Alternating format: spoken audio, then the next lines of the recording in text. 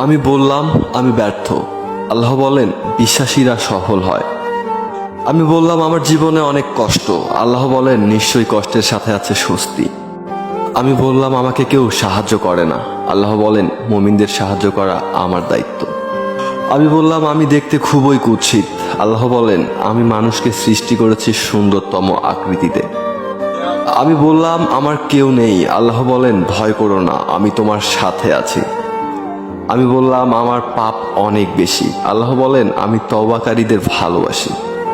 আমি বললাম এই দুনিয়া আমার ভালো লাগে না, আমার কিছুই নেই। আল্লাহ বলেন অপেক্ষা করো। আমি বললাম বিজয় অনেক দূর। আল্লাহ বলেন আমার সাহায্য খুবই কাছে। আমি বললাম আমার জীবনে খুশি নেই। আল্লাহ বলেন খুব শীঘ্রই আমি তোমাকে এত বেশি দিব যে তুমি খুশি হয়ে যাবে।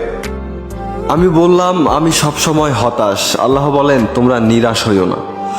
আমি বললাম আমার কোনো পরিকল্পনা সফল হচ্ছে না। আল্লাহ বলেন আল্লাহ সর্বোচ্চ পরিকল্পনাকারী।